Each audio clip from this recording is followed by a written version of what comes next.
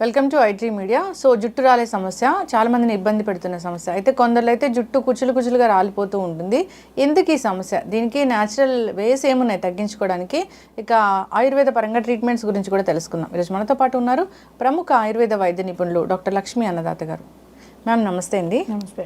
So ma'am, జనరల్గా ఇది rainy season, ఇప్పుడు జుట్టు రాలిపోతుంది, దీనికి ఒక కారణం చెప్తుంటారు. జనరల్గా కూడా హెల్దీ పర్సన్స్లో కూడా జుట్టు విపరీతంగా రాలిపోతూ ఉంటుంది, కుచ్చులుగా. ఎందుకంటారు?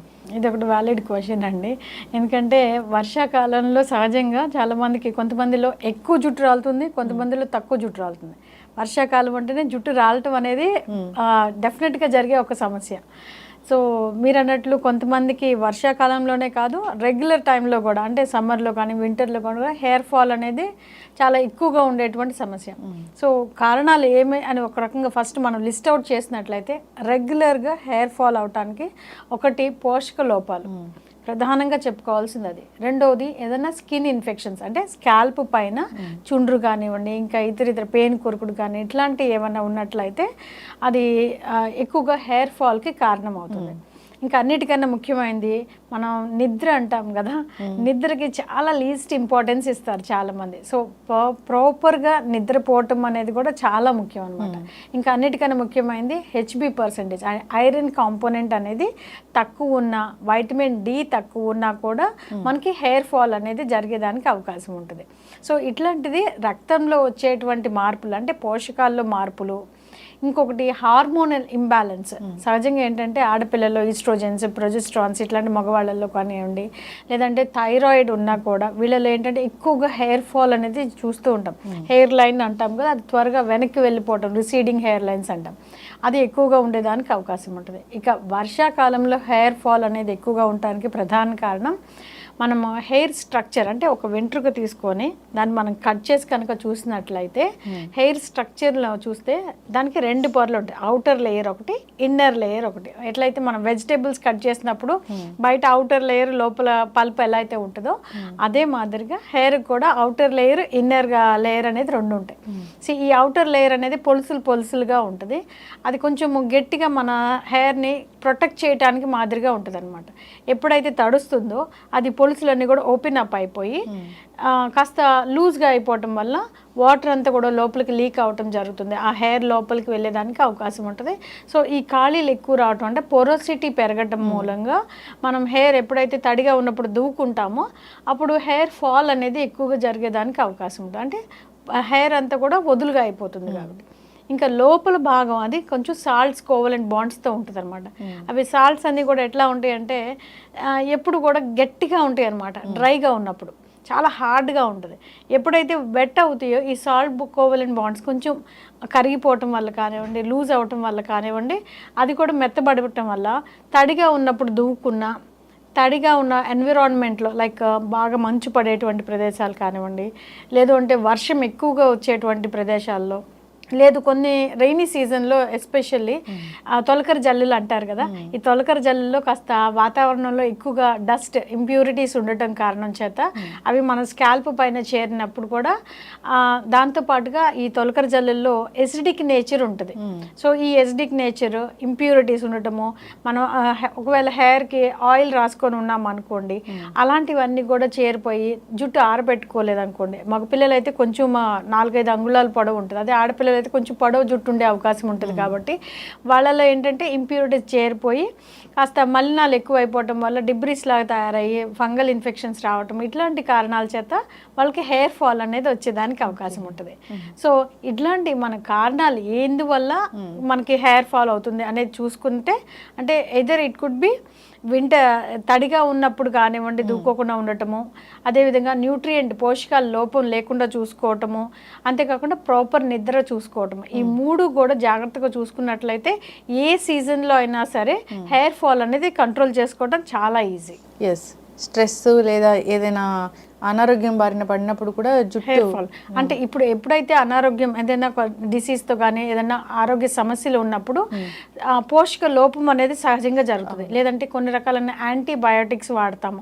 అలాంటి యాంటీ హిస్టమిన్స్ జలుబు ఇప్పుడు సీజనల్గా వచ్చేటువంటి జలుబు దగ్గు తుమ్ము ఫ్లూ లక్షణాలు వచ్చినప్పుడు కూడా కొంతమంది ఏంటంటే పిల్లలు కదా పెద్దవాళ్ళు అయినా సరే ఇబ్బందిగా ఉంది కదా వెంటనే యాంటీబయాటిక్స్ స్టార్ట్ చేస్తారు.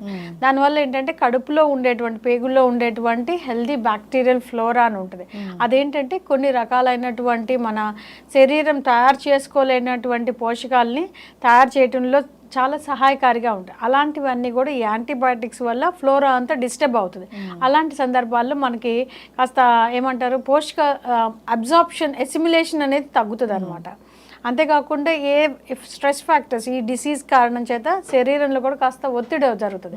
అది మానసిక ఒత్తిడి అవ్వచ్చు లేదా శారీరక ఒత్తిడి కావచ్చు. ఈ కారణం చేత కూడా హెయిర్ ఫాల్ అనేది ఎక్కువగా అయ్యేదానికి ఛాన్సెస్ ఉంటాయి. సో ఎప్పుడైతే డిసీజెస్ ఉన్నట్లయితే అంటే చుండ్రు కానివ్వండి ఇట్లాంటివి ఉన్నప్పుడు ఇక్కడ మనం బాగా తెలుసుకోవాల్సింది అర్థం చేసుకోవాల్సిన విషయం ఏంటంటే హెయిర్ అనేది ప్రతి నెలకి 1 సెంటీమీటర్ చొప్పున పెరుగుతూ ఉంటుంది. సో అంటే కుదుళ్ళలో దగ్గర ఉన్న హెయిర్ కొత్తగా వచ్చింది అప్పుడే ఒక 1 మంత్ ఓల్డ్ అని చెప్పుకోవచ్చు. ఎప్పుడు హెయిర్ టిప్స్లో లాస్ట్లో ఉన్నది కొసల్లో ఉన్నదైతే బాగా ఓల్డ్ అయిన హెయిర్. ఇట్లా వర్షాకాలంలో తడవటము లేదా తలస్నానం చేసినప్పుడు తడవటము ఆరటము రకరకాల హెయిర్ ట్రీట్మెంట్స్ హెయిర్ కలర్స్ వేయటము దాని కారణం చేత ఈ మనం ఏవైతే అవుటర్ లేయర్ కోవలెంట్ బాండ్స్ అనుకున్నామో అవి కాస్త డ్యామేజ్ జరగటము అవి కాస్త స్ప్లిట్ ఎండ్స్ రావటం అనేది జరుగుతూ ఉంటుంది. సో హెయిర్ని సంరక్షణ పోషణ రెండూ అవసరమే. సో పోషణ విషయానికి వచ్చేసరికి ఇందాక మనం చెప్పుకున్నాం వైటమిన్ డి వైటమిన్ ఐరన్ మినరల్స్లో చూస్తే హెచ్బి పర్సెంటేజ్ మెయింటైన్ చేయడం కోసము అదేవిధంగా మనం వైటమిన్ సి వైటమిన్ ఈ ఇట్లాంటివన్నీ కూడా సమృద్ధిగా ఉండేలా చూసుకోవాలి. ఇంకా పోషకాల్లో మనం తీసుకునేటువంటి ఆహారం ముఖ్యంగా బాగా డార్క్ గ్రీన్ లీఫీ వెజిటేబుల్స్ ఇంకా వైటమిన్ సి అంటే మనకి ఏ డిసీజెస్ కూడా ఇట్లాంటి చుండ్రు కానివ్వండి వేరే వేరే ఇతర డిసీజెస్ రాకుండా ఇమ్యూనిటీని పెంచే విధంగా ఉండేటువంటి vitamin C vitamin E vitamin A ఇవి కూడా సమృద్ధిగా ఉండేలా చూసుకోవాలి. సో దీనివల్ల మనకి హెయిర్ ఫాల్ అనేది న్యూట్రియంట్ లోపం వల్ల జరగకుండా చూసుకునే అవకాశం ఉంటుంది. ఇంకొకటి మనం చూసుకోవాల్సింది hair external applicants like oils కానివ్వండి షాంపూస్ కానివ్వండి హెయిర్ ట్రీట్మెంట్స్ రకరకాలు చేసుకుంటూ ఉంటారు.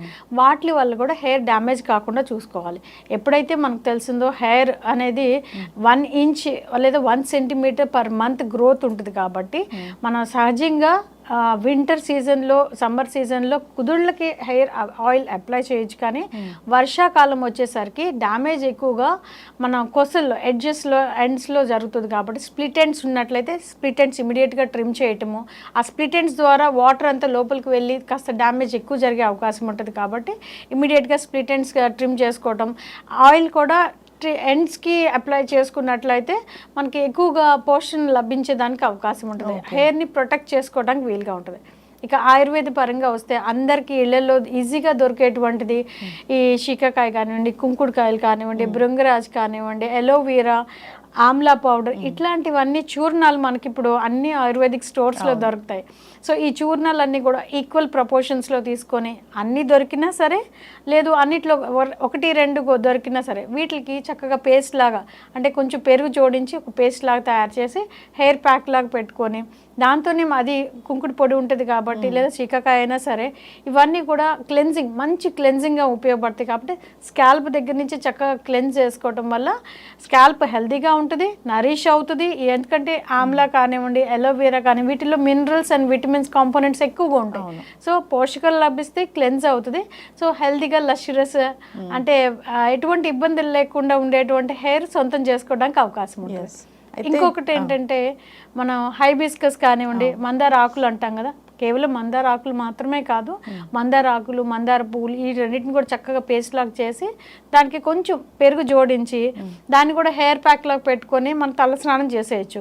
ఈ మందార ఆకులు మందార పువ్వులు ఏంటంటే కొంచెం షాంపూ నేచర్ ఉంటాయి అంటే క్లెన్సింగ్ చేసేటువంటి నేచర్ ఉంటుంది కాబట్టి షాంపూ కూడా వాడకుండా చక్కగా మనం రిజిన్ చేసేసుకున్నట్లయితే కడిగేసుకున్నట్లయితే తలస్నానం చేయడం వల్ల ఈ మలినాలన్నీ కూడా పోయి హెయిర్ సాఫ్ట్ స్కిన్ లాగా మన జుట్టు కూడా మంచి మృదువుగా ఉండేదానికి అవకాశం ఉంది. ఎస్, ప్రతిరోజు ఒక కరివేపాకు తింటే కూడా జుట్టు సమస్య తగ్గిపోతుంది అంటారు కదా మ్యామ్? అంటే కరివేపాకులో మన పోషకాలు ఎక్కువగా ఉంటాయి. కరివేపాకులో, మునగాకులో ఇట్లాంటి వాటిలో ఏంటంటే iron components, vitamin A, vitamin C ఇట్లాంటి పోషకాలు లభించడం వల్ల మనకి ఈ పోషక లోపం వల్లే మనకి హెయిర్ ఫాల్ అయ్యేదానికి కూడా అవకాశం ఉంటుంది. కాబట్టి రోజువారీ ఒక టాబ్లెట్ రూపంలాగా ఒక 4-5 కరివేపాకు రెమ్మలు తీసుకున్నా దానివల్ల మనకి పోషకాలు లభిస్తున్నాయి. కాబట్టి ఆ ఐరన్ డెఫిషియన్సీ అనేది కవర్ చేస్తుంది. యూజువల్లీ ఫీమేల్స్లో ఏంటంటే వాళ్ళకి నెలసరిలు రావటం కారణం చేత ఎంతో కొంత బ్లడ్ లాస్ అనేది ఉంటుంది. సో ఐరన్ డెఫిషియన్సీ అనేది ఉంటుంది. ఎనీమియాతో బాధపడే వాళ్ళు ప్రపంచం మొత్తం మీద చూసినట్లయితే చాలా ఎక్కువ సంఖ్యలో ఉంటారు.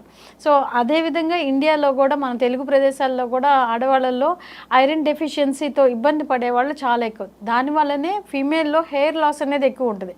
ఇంకొకటి ఏంటంటే ఫీమేల్కి హెయిర్ అనేది చాలా పొడవుగా ఉంటుంది కాబట్టి 4-5 వెంట్రుకలు రాలిపోయినా కూడా అది చాలా ఎక్కువ మొత్తంలో హెయిర్ ఫాల్ ఉన్నట్లు అనిపిస్తుంది.